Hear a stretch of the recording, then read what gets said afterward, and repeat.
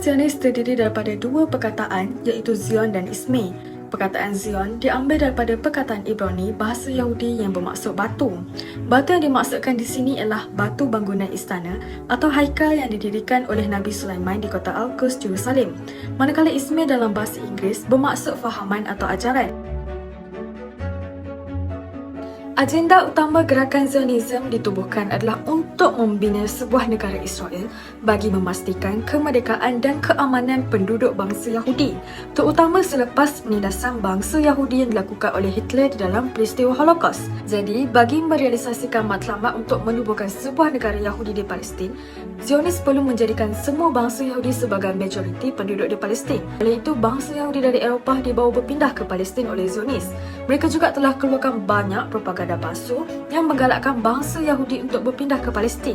Bangsa Yahudi juga telah mengatakan Tuhan mereka telah berjanji untuk memberikan tanah Palestin itu kepada nenek moyang mereka untuk dijaga dan mereka hanya perlu memohon hak ketuhanan mereka ke atas tanah yang dijanjikan ini. Theodor Herzl ialah seorang wartawan Yahudi dari Astoria yang menjadi presiden pertama pertubuhan organisasi Zionis dunia, World Zionist Organization, pada tahun 1897 di Basel, Switzerland. Pada tahun 1901, Theodor Herzl juga telah melakukan rundingan terus dengan Sultan Abdul Hamid II iaitu Sultan Turki.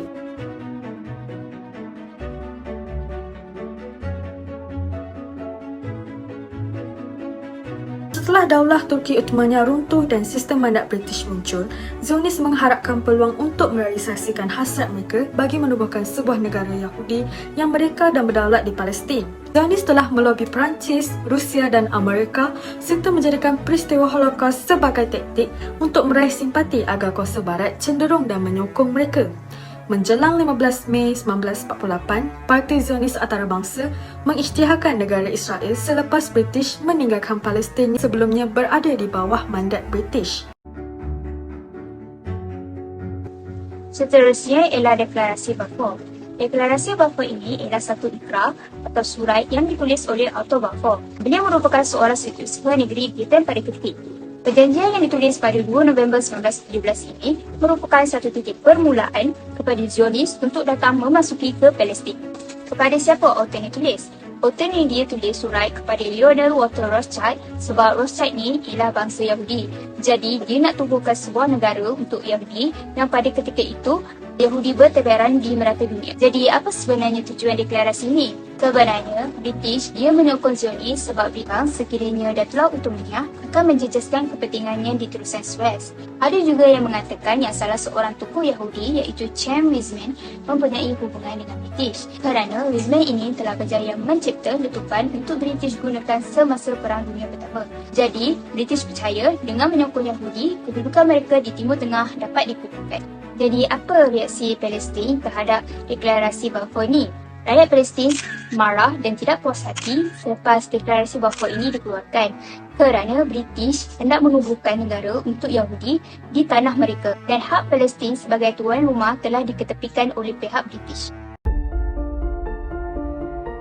Hari ini saya akan menceritakan tentang satu sosok pemimpin yang penting di Israel iaitu dikenali sebagai David Ben-Gurion. Okey, siapa David Ben-Gurion ni sebenarnya? Okey, dia merupakan Perdana Menteri Israel yang pertama iaitu ketika hari kemerdekaan Israel pada 14 Mei 1948. Jadi, David Ben-Gurion ini dilahirkan di Plunsk, Russia dan kemudian menetap di Palestin. David Ben-Gurion ini merupakan satu pelajar jurusan undang-undang daripada University of Constantinople, Turki.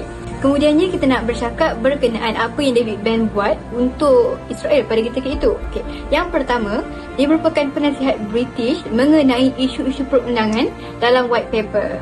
Jadi antara usaha-usaha untuk memajukan ataupun mempertahankan Israel tu, yang pertama dia menyatu padukan rakyat-rakyat ataupun buruh-buruh Yahudi di kawasan tersebut dan kemudiannya dia menubuhkan Israel Defense Forces iaitu IDF. Seterusnya kita nak berbincang berkenaan dengan peranan lain David Ben-Gurion dalam Israel ni. Okay, yang pertama, dia merupakan ahli komiti of coalition. Yang kedua, merupakan Zionist Youth Group dan dia juga merupakan setiausaha agung Histadrut dan dia juga menubuhkan parti Mapal, parti Rafi dan lain-lain parti lain. Okay, David Ben Gurion ni mula bersara pada 1993 dan dia meninggal dunia disebabkan penyakit tertentu pada 1 November 1973.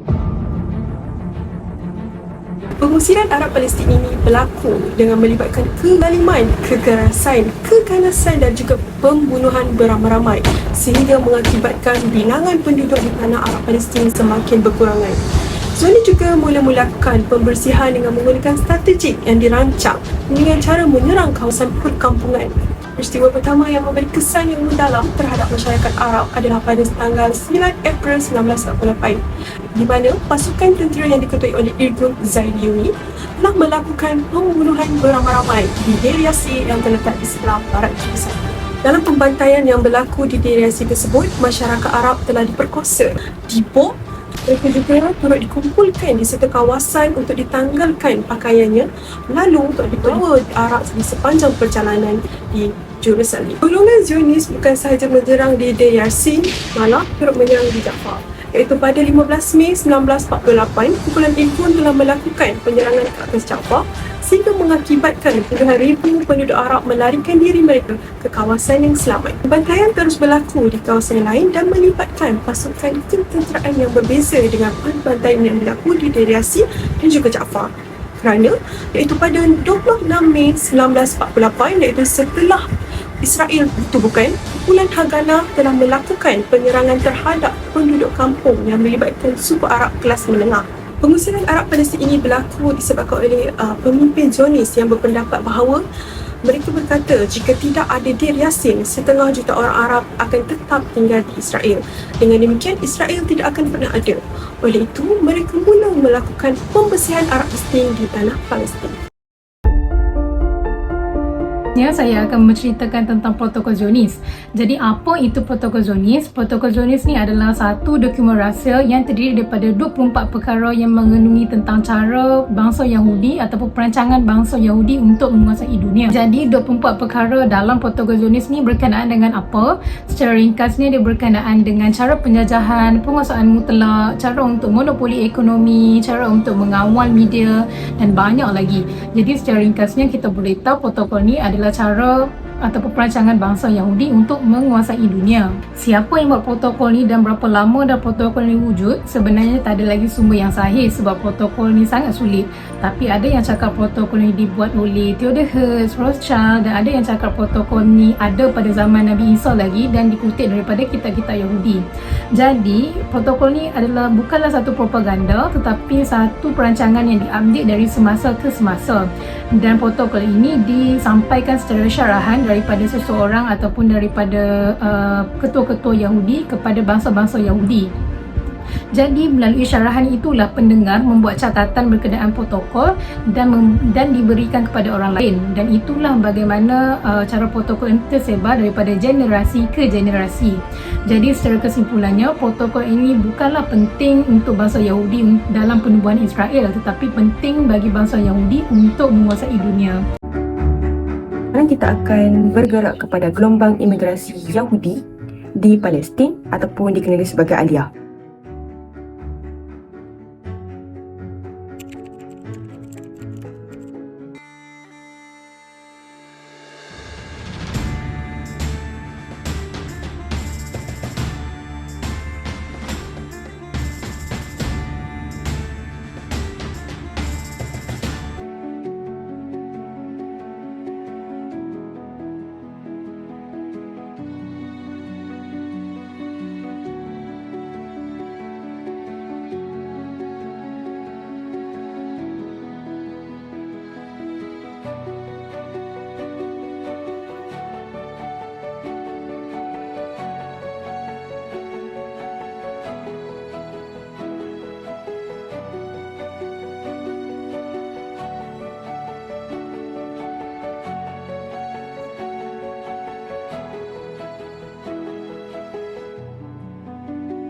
Israel telah menjalin hubungan kerjasama dengan Amerika Syarikat sejak tahun 1948. Amerika Syarikat merupakan negara yang memainkan peranan utama dalam penubuhan negara Israel, seperti yang dibuktikan Presiden Amerika Syarikat pada masa itu, iaitu Harry S. Truman, merupakan pemimpin luar pertama yang mengiktiraf negara Israel yang baru terbentuk pada tahun 1948. Sejak itu, kedua-dua negara telah menjalankan kerjasama sejarah yang berterusan dalam bidang politik, ketenteraan dan ekonomi, termasuk kerjasama dalam pendidikan, kesihatan, tenaga dan penyelidikan sains. Israel juga memainkan peranan keselamatan penting di kawasan Timur Tengah, bekerjasama rapat dengan Amerika Syarikat dalam pencegahan pengganasan, perkongsian maklumat keselamatan dan kerjasama ketenteraan. Kedua-dua pihak mempunyai kepentingan keselamatan yang rapat berkaitan dan kerjasama ini membantu mengekalkan kestabilan dan keselamatan di rantau tersebut. Konflik Israel-Palestin ini adalah satu pertikaian yang sangat panjang seperti tiada kesudahan dan kini semakin serius. Di sebalik konflik ini, sejarah menunjukkan bahawa isu ini bermula setelah Daulah Ottoman yang kalah dalam Perang Dunia Pertama serta pengisytiharan deklarasi Balfour pada tahun 1917 oleh British yang menjadi pendorong kepada hasrat Zionis untuk membina negara bagi bangsa Yahudi. Pengurniaan National Home kepada bangsa Yahudi menjadi penyebab kepada penubuhan Israel pada tahun 1948. Kesannya, hak dan tanah air rakyat Palestin telah dirampas dan kezaliman telah dikenakan ke atas mereka sehinggalah ke hari ini. Sekian sahaja dari kumpulan kami. Terima kasih.